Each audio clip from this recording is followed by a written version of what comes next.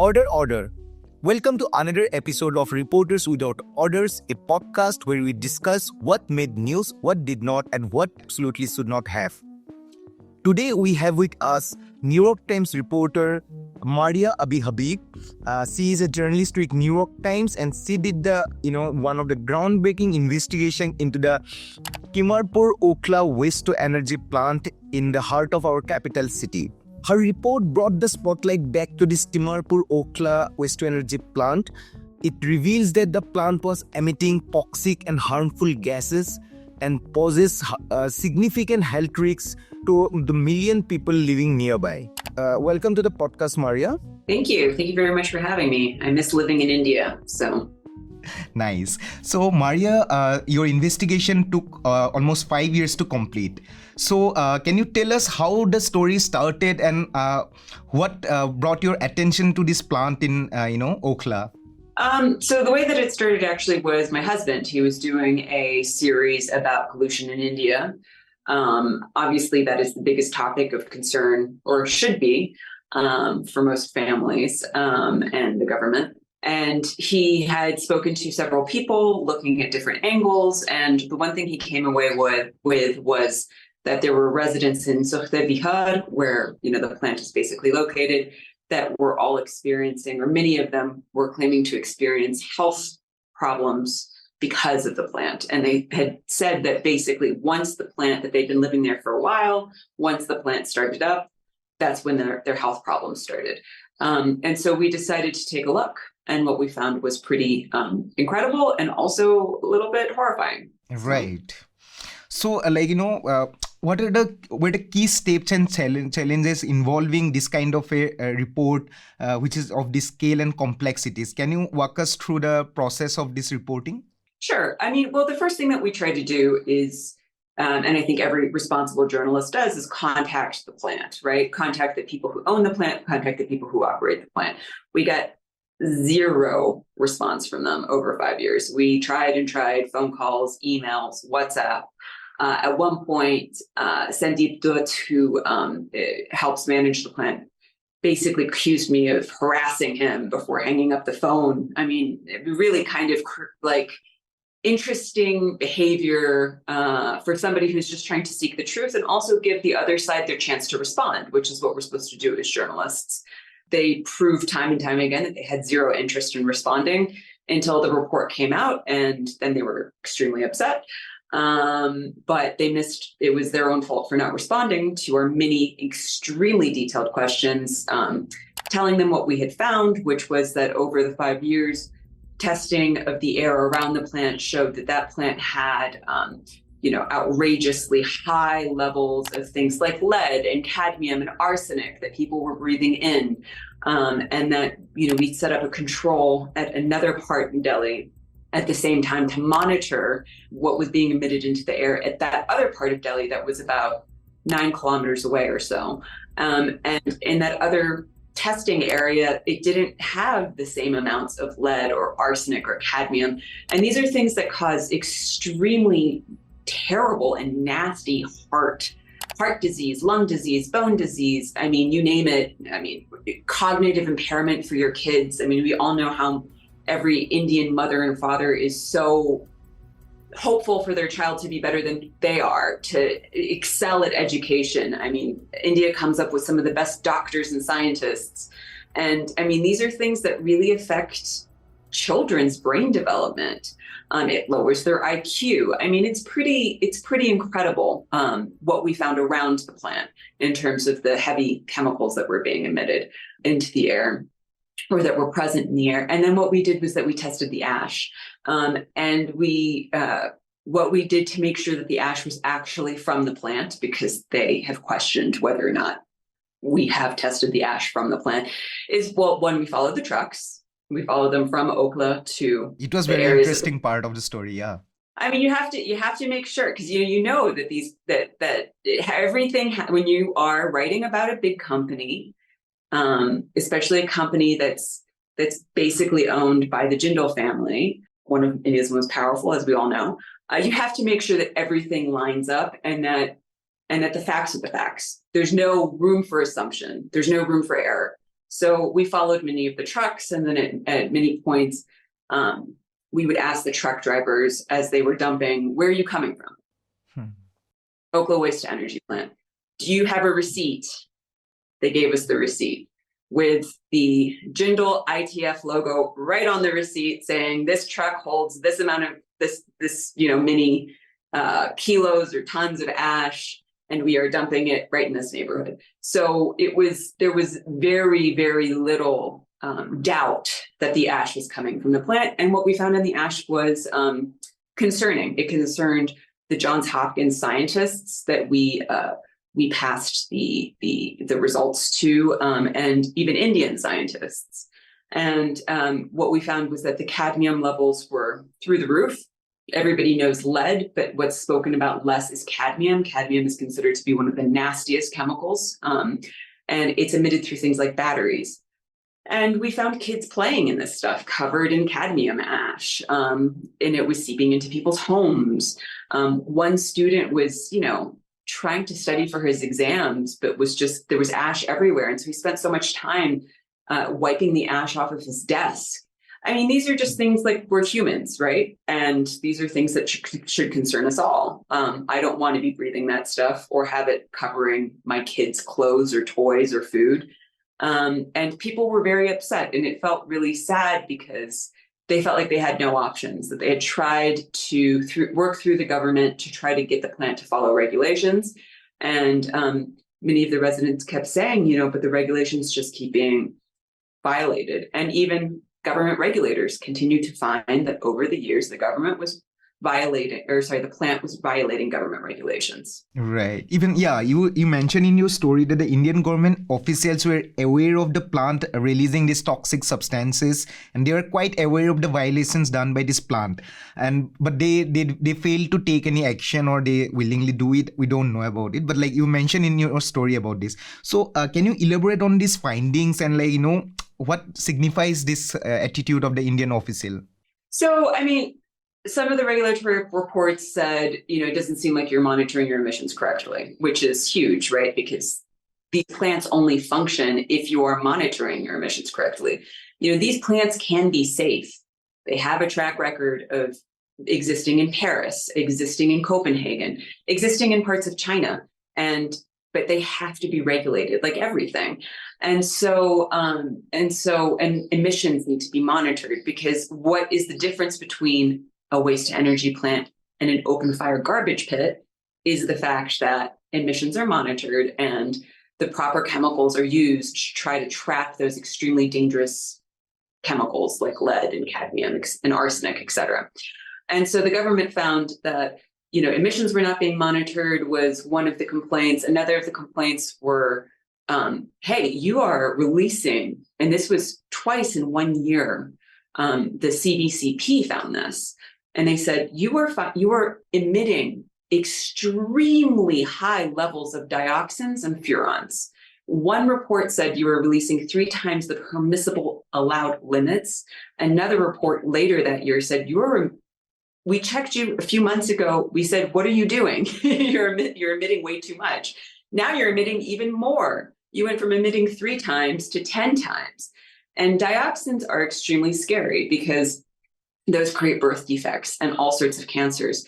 And one of the things that, if you are American, then or if you're Vietnamese, you've heard about dioxins because it was used by the US military in a terrible campaign against Vietnamese territory in the notorious herbicide called Agent Orange. Now, the Vietnam War ended many decades ago, but dioxins are so nasty that they continue to contaminate the soil and the rivers of Vietnam and continue to cause huge health problems. That war ended, 50 years ago, 40 years ago? So the fact that the plant is, according to government regulators, emitting these dioxins should concern everybody. But they just fine, I think, around 5 lakh rupees to this plant, CPCB, like that you mentioned about these violations. Yeah, at some point. Now, you tell me whether or not, I don't know. I think every reasonable citizen should think, is 5 lakh rupees enough to change a giant corporation's mind when, Yeah. They're making hundreds of thousands or millions of dollars a year. Well, this one subsidiary of what is known as the Jindal Group, probably, I don't know. I mean, if you're fined $5 for or 5 rupees for, I don't know, throwing your trash out the window, do you think you're going to think again about throwing trash out your window? I mean, you're only going to think about it if it's maybe like a crore, right? Or Yeah, definitely. Yeah. or whatever. So, I mean, I think it's up to the Indian government to think, okay, we're giving some fines, but are they enough to actually change behavior? Right. Even NGT, the National Green Tribunal, the green body in India, they have also favored they have also ordered in favor of the plant. In 2017, their orders have said that the plant was violating earlier, but now it can run with monitoring by the CPCB, Central Pollution Control Board. So as you have rightly talked about the CPCB and this NGT order, what do you think of India's green regulations? Like, are they stringent enough, or there is room for significant improvement? I mean, I really shouldn't give an opinion here because it's not really about what I think, right? You're an Indian citizen. I don't know if you have children, but I'm sure you definitely have loved ones that live in Delhi. And I think that, everybody knows that this is the issue. Air pollution is one of the biggest issues. New Delhi is an incredible city, but when you talk to people, when they talk about their quality of life, the thing that is holding them back from truly, truly loving the city in all of their capacity and all of their heart is the air pollution. So if the air pollution is not getting better, and we see that this company continues to, according to government's own regulators, who are supposed to be monitoring the plant, and they continue to violate those regulations, then maybe the regulations aren't good enough. I don't know, because they continue to violate according to the government's own regulators. Again, that is not my opinion. Yeah. That is your own government saying it. Right. But, waste to energy plants are often, presented as a solution to the this garbage crisis that the Indian cities are facing these days, no? So from a global perspective, what do you think about the viability and effectiveness of these plants? Look, there's no perfect solution for anything. Garbage is a problem. And as the world gets wealthier, we consume more. I mean, when I lived in India, I was amazed at how Amazon was just right at your fingertips, right? Whatever you wanted, boom, it would be there, Amazon. And I would love to go to the markets as well to go buy things. But, people are getting busier, they're working harder, and the more that they're consuming through these very inefficient and environmentally harmful ways, like Amazon, which is not just an India problem, but a global problem, you're going to have more waste. And you're going to want to buy things like more plastic toys for your kids, or, you're going to want to buy, I don't know, some packaged food that comes in a plastic package. So either we tell everybody you can no longer consume as much, which is just never going to happen. Let's be realistic. I wish we lived in a world like that, but we don't. Or you can say, the problem is there. Let's think of a solution. And these plants have worked well in the United States, Canada, France, Denmark, China, which was even worse than New Delhi. I mean, Beijing had terrible air pollution 15 years ago that made Delhi look like Geneva in terms of its own environment. And Beijing got its act together, and it's now, the air quality is pretty good. Delhi seems to only be getting worse, right? And so I think the thing is that we are consuming, these plants are considered to be needed to run because we're running out of space in this world. We don't have enough housing, for instance, for people. We just are running out of land. And this is a huge problem in India. There's just not enough land for people to raise their cows on or to live on. And so what is the solution that many countries are coming to is these waste to energy plants. But it is incumbent on the government and the companies that run them to run them responsibly. Right. So at one critical point in your story was about the carbon credit market, which seems to underpin the business model of this kind of green plants, like green waste to energy plants. So can you explain how this carbon credit market factors into it, and what are the implications of this? So the carbon credit market is a global market, and anybody can buy into it or sell. If you are selling, you have to go through different processes to make sure that whatever project that you're putting forward onto the market as green credits, it could be a waste energy plant, it could be anything, a recycling plant or whatever it is.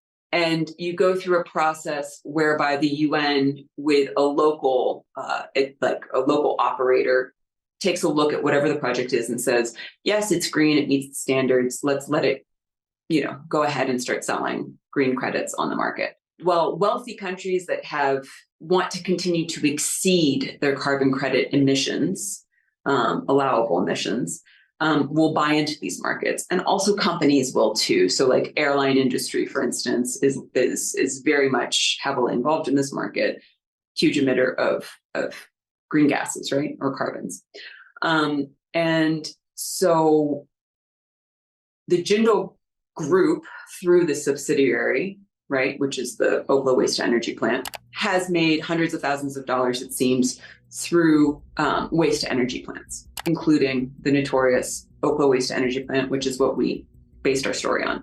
And all by saying that we are green.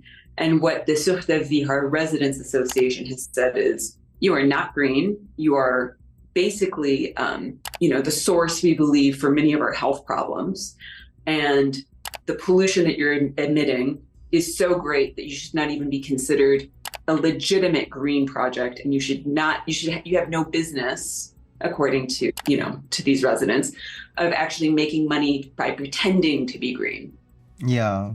So, you were in Delhi from 2018 to 21 as a New York Times correspondent, right? If I'm not wrong. Yes. So you have seen the pollution in Delhi firsthand. So, in your opinion, what is our capital city is falling short in effort to combat this pollution? Like, as you have talked already about the Beijing, like how they have tackled this crisis. If you talk about specifically in Delhi, what did you see? What is lacking here in our capital?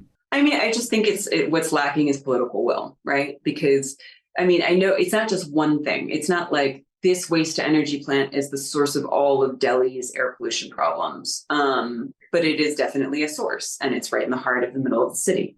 But a multi-pronged approach, I think, is what experts have said the government needs to do, and the government needs to get serious on, which is everything from the crop burning that happens across Punjab and around Delhi. There's no reason why India should be using ancient methods to get rid of crops. The government would instead be helping these farmers by investing in these machines that basically help clear the crops in an environmentally responsible way. You could do things like regulate the waste to energy plant, things like that. It's not just one solution. It's many. But whether the political will is there, who knows? But all I can say is that the pollution has gotten worse. And I saw it myself just in the period of time I lived there. So. Yeah.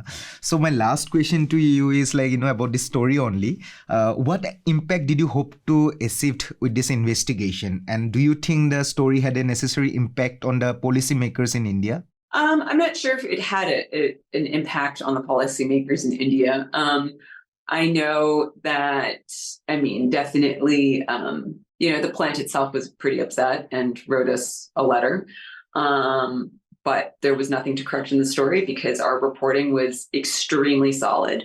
And I think that once we presented to them what we had, it was too great of an issue for them to continue to take forward, hopefully. And yeah, we'll see. I don't know. I have no idea if it's going to be, one writes these stories and hope it creates some sort of impact. And it's up to the government to take a look at the story and say, why does this plant continue to get the permission to expand its operations? Why does this Jindal family subsidiary continue to get more plants? They have something like 7 that they have got one more. Yeah, well, they have 7 across the nation that they're in the process of building or have built and delivered, and making them the largest by far in this field. So, if they can't responsibly manage this plant, then why should they be given others to build and manage? But, I'm just a journalist, so I can't actually implement any regulations, but if the government's own regulations are being violated, then it's up to the government to implement those regulations. Yeah, Maria, thanks a lot for speaking to us, and your story, as a journalist or as a citizen of this country, we really, it was very impressive, and it was very, very intriguing to know about many of the facts that we didn't even know, because we knew about some of these protests by these residents were going on for almost a decade, but it gradually it fizzled out with the NGT, saying, ordering in favor of the plant. So even Indian journalists also at some point stopped covering the issue, and your investigation brought the spotlight again to this plant, and now people are again talking about it. We are also doing a story on this plant. So yeah, nice speaking to you, and wish you all the best for your future works. Good luck. Take care. Thanks so much for having me. Thank you so much, Maria. With this episode of Reporters Without Orders is adjourned. Journalism at Newslaundry is powered by the public, because when the public pays, the public is served. Visit newslaundry.com/subscription and pick a payment plan of your choice. Pay to keep news free and independent. Your future, and indeed the future of democracy, depends on it.